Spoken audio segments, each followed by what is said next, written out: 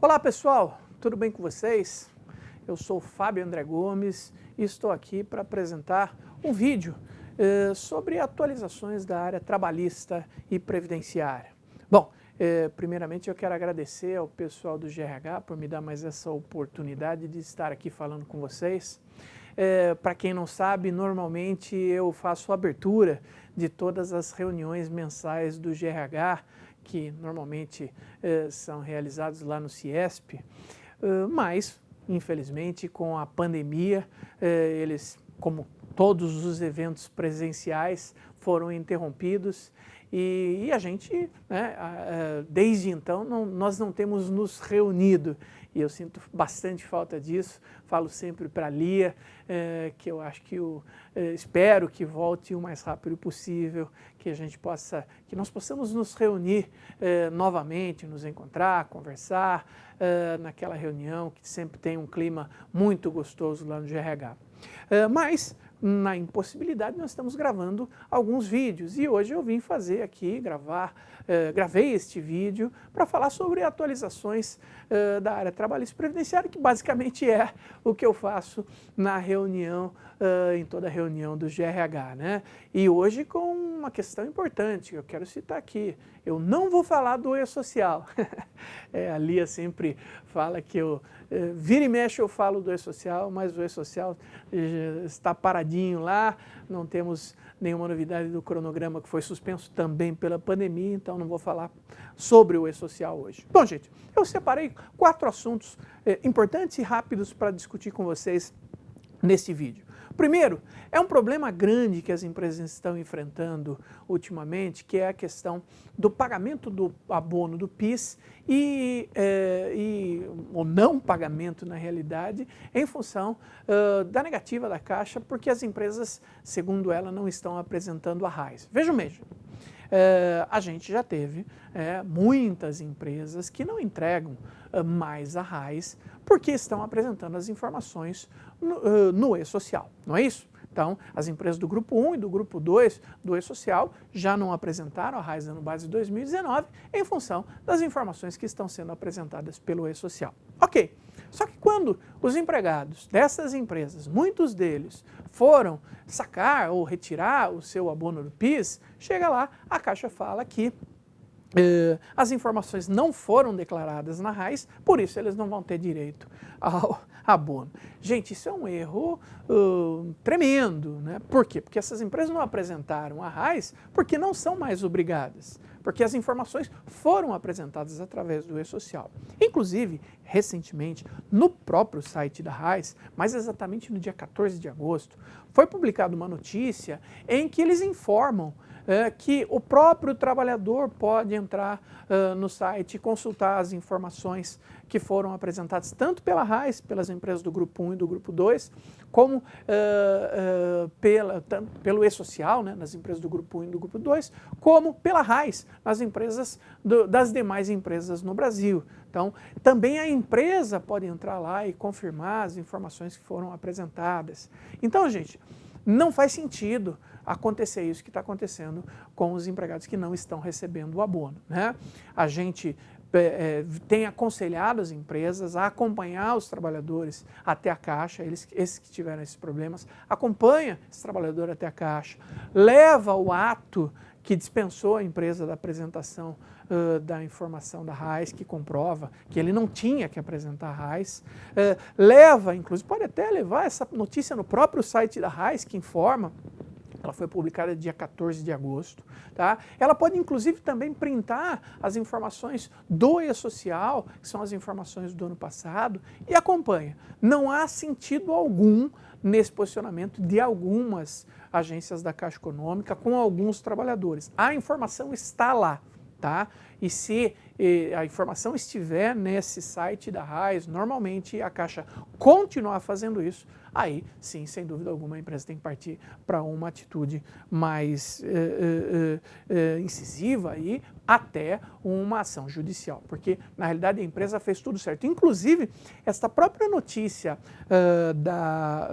que está no site da RAIS informa que as empresas do Grupo 1 e do Grupo 2 do cronograma do e-social, que tinham que apresentar, que né, apresentar as informações através do próprio e-social, mesmo que elas apresentem a RAIS, porque tem empresa que ligava para a gente e falava, Fábio, eu vou apresentar a RAIS para ver se o empregado vai receber isso ou não. Mesmo se essas empresas, mesmo que elas façam isso, a informação que elas passarem sobre a RAIS não vai ter nenhum valor jurídico, então não vai adiantar nada. Tá? Então, gente, é um problema que está acontecendo e se vocês tiverem esse problema, acompanhem o trabalhador até lá, levem o ato que autorizou as empresas a não mais apresentar a RAIS, leva inclusive essa informação que está no site da RAIS, leva o print do e-social com as informações do trabalhador, que eu acho que nem vai ser necessário porque a informação dele está no site da RAIS e se mesmo assim não resolver, aí tem que partir para uma ação na justiça. Ok? Um outro ponto que eu queria separar para vocês aqui, comentar com vocês, é a recente decisão do STF sobre a inconstitucionalidade da contribuição previdenciária sobre o salário maternidade. Então, recentemente nós tivemos essa decisão, é definitiva, isto é, o salário maternidade não tem mais contribuição previdenciária, eles definiram que o artigo 28, parágrafo 2º e a parte final do parágrafo 9º na letra A, que fala do salário maternidade, são inconstitucionais. Esses artigos é que determinavam que o salário maternidade fazia parte do salário de contribuição. Então não faz mais. Tá? Então, gente, isso já está, como eu disse, definido, mas isso já foi publicado no site do STF, mas a Receita Federal, inclusive recentemente, houve uma publicação no site do próprio e-social falando que a Receita aguarda a manifestação da Procuradoria da Fazenda para se manifestar em relação a esse ponto. Por enquanto, segundo a notícia, o recolhimento continua normalmente. Tá? Então, gente, as empresas, em relação a isso, elas têm que aguardar para ver o posicionamento da Receita Federal do Brasil. É o mais garantido. Não dá para deixar de recolher ou começar a compensar por enquanto, tá? Sem que exista uma manifestação oficial da Receita Federal do Brasil, porque corre o risco de haver algum tipo de autuação. Agora, se a empresa, como essa decisão já é definitiva, vai valer para todo mundo, se ela já quiser deixar de recolher e até começar a compensar os últimos 5 anos que ela recolheu em relação às contribuições previdenciárias incidentes sobre o salário maternidade, o que ela pode fazer? Ela pode ajuizar uma ação pedindo uma liminar que com certeza vai ser concedida e daí ela já pode deixar de recolher e eventualmente, se isso for no pedido e o pedido for aceito, fazer a compensação dos valores recolhidos nos últimos 5 anos. Ok, gente? Então, este é o nosso conselho para esse ponto. Ou a empresa aguarda a Receita Federal do Brasil para, vindo a manifestação, ela deixar de recolher e começar a compensar de acordo com a Receita, ou, se isso não acontecer, que ela entre, ou antes até disso acontecer, que ela ajuize uma ação para que ela possa já fazer isso imediatamente. Fazer isso sem uma ação e sem a manifestação da Receita é um risco que nós entendemos que não deve ser, a empresa não deve correr. Ok, gente? O outro assunto que eu queria separar para vocês é o seguinte, nós estamos ainda em pandemia, muitas empresas suspenderam e reduziram os contratos de trabalho e a jornada de trabalho dos seus trabalhadores, muitos deles receberam o benefício emergencial e ainda estão recebendo, né? Mas houve uma série de situações em que o trabalhador recebeu o valor a maior ou indevidamente, né? E esses trabalhadores, eles terão que devolver esses valores, ok? Recentemente, nós tivemos a notícia, que foi divulgada extraoficialmente, mas já está lá, de que houve a disponibilização da impressão da guia para devolução dos valores dos benefícios emergenciais recebidos indevidamente. Tá? Então, lá no empregador web, isso já está disponível, a empresa pode utilizar isso. Nós só tivemos alguns clientes que nos relataram que imprimiram a guia, tentaram recolher no banco e não conseguiram porque dava algum problema. Não sei se foi alguma situação momentânea, mas de qualquer forma, a guia para devolução desses valores já está disponível no empregador web. Inclusive, ela, numa atualização futura, também estará disponível no aplicativo da carteira digital, tá? Então, é uma ferramenta importante porque houve situações, principalmente lá no começo, em que vários trabalhadores receberam valores indevidamente, porque houve uma antecipação do término da suspensão da redução, mas o pagamento já estava programado e foi feito o pagamento. Então, houve uma série de problemas. Quem recebeu indevidamente vai poder fazer o pagamento através dessa guia de recolhimento. Tá? E o último assunto que eu quero trazer para vocês nesse vídeo, em relação também à suspensão e especificamente nesse caso a suspensão no contrato de trabalho, é uma dúvida muito comum que as empresas estão trazendo para a consultoria da CPA em relação ao tratamento a ser aplicado nas férias e no 13º no caso de suspensão no contrato de trabalho. Nós tivemos aí, continuamos tendo, infelizmente, muitos empregados tiveram seu contrato suspenso, inclusive houve a prorrogação dessa modalidade, não é isso? Então, hoje são até 120 dias de suspensão que pode ser utilizado pelas empresas.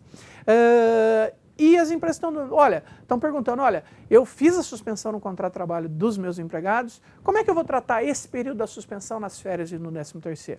Bom, gente, em relação ao 13º, o entendimento na CPA é no sentido que no mês em que o contrato ficou suspenso e que o empregado trabalhou menos do que 15 dias,